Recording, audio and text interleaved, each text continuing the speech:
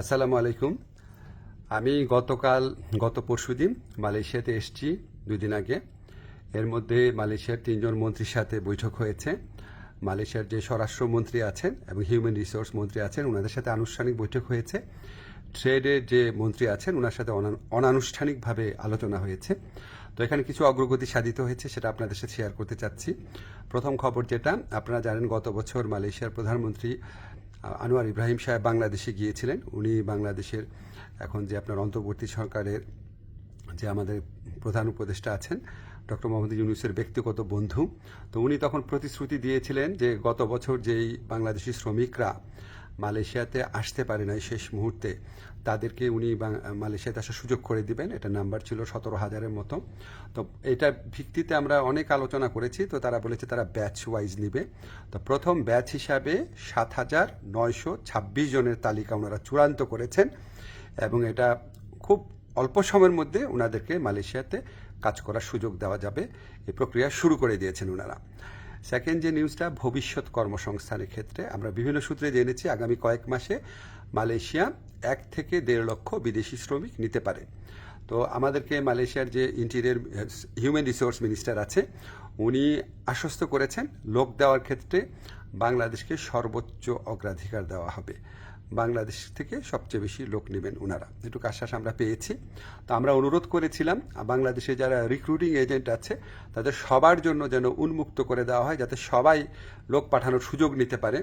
এটা আমরা অনেক ভালোভাবে বুঝিয়ে বলেছি। তো ওনারা বলেছেন ওনারা এটা ভালোভাবে বিবেচনা করে দেখবেন, আমাদেরকে অচিরেই ওনারা এই ব্যাপারে সিদ্ধান্ত জানাবেন। তো আমাদের একটা বড় অগ্রগতি যেটা হয়েছে, আমি মালয়েশিয়ার যে ইন্টেরিয়র মিনিস্টার আছে ওনাকে রিকোয়েস্ট করেছিলাম, আমাদের শ্রমিকরা মাল্টিপল ভিসা পায় না, সিঙ্গেল এন্ট্রি পায়, অন্য দেশের শ্রমিকরা পায় মাল্টিপল এন্ট্রি। তো এটা নিয়ে বেশ কিছুক্ষণ কথা হয়েছে। উনি আমাদেরকে শুধু প্রতিশ্রুতি দেন নাই, ওনার সাথে যারা কর্মকর্তারা ছিল তাদেরকে এই ব্যাপারে দ্রুত পদক্ষেপ নেওয়ার জন্য নির্দেশ দিয়েছেন। আর আমি বলেছি যে মালয়েশিয়ার যারা ইরেগুলার হয়ে গেছেন, যে শ্রমিক ভাইরা আছেন, তাদেরকে রেগুলারাইজ করা বা বৈধ করা যায় কিনা। তো ওনারা বলেছেন ওনারা মাঝে মাঝে এটা করেন, আর গত বছর করেছেন।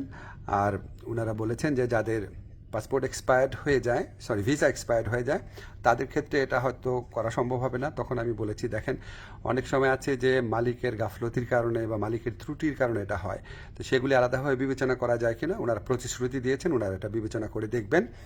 এছাড়া আমরা আরও কিছু বিষয় নিয়ে আলোচনা করেছি, যেমন আমরা বলেছি যে এখানে যে আপনার সিকিউরিটি গার্ড আছে বা কেয়ার গিভার আছে বা নার্স আছে, বাংলাদেশ থেকে নেওয়া যায় নাকি, স্কিল্ড ওয়ার্কফোর্স নেওয়া যায় নাকি। ওনারা আগ্রহ দেখিয়েছেন, এ ব্যাপারে আমাদের আলোচনা অব্যাহত থাকবে। তো আমরা মোটামুটি আশাবাদী এবং আমরা মনে করি যে এই যে এতটা ফলপ্রসূ একটা আলোচনা হলো, সেটা আমাদের প্রধান উপদেষ্টার অবশ্যই উনার বন্ধুত্ব, উনার গাইডেন্স আছে, উনার যে বন্ধুত্ব আছে মালয়েশিয়ার প্রধানমন্ত্রীর সাথে, উনার যে গাইডেন্স আছে আমাদের প্রতি, আপনাদেরকে জানাচ্ছি। ব্যক্তিগতভাবে উনি মালয়েশিয়ার শ্রম বাজার নিয়ে ব্যক্তিগতভাবে উনি আমাদেরকে নির্দেশনা দিচ্ছেন, বৈঠকে বসছেন, ওনার কথা মতোই আমরা কাজ করছি। আর আমাদের এখানে প্রধান উপদেষ্টার যে স্পেশাল এনভয় আছে লুৎফে ভাই, উনি আলোচনায় অংশ নিয়েছেন, অনেক অবদান রেখেছেন। আমাদের প্রবাসী কল্যাণ মন্ত্রণালয়ে যারা আছেন তারা গত কয়েক মাস ধরে চেষ্টা করে যাচ্ছেন বিষয়গুলো এগিয়ে নেওয়ার জন্য। আপনাদের দোয়া ছিল, এই জন্য এতটুকু অগ্রগতি হয়েছে। আপনারা দোয়া করবেন আমরা যেন মালয়েশিয়া যারা শ্রমিক ভাই আছে বা যারা আসতে চান তাদের যেন সত্যিকারে কল্যাণকর কিছু করতে পারি। ধন্যবাদ আপনাদের সবাইকে।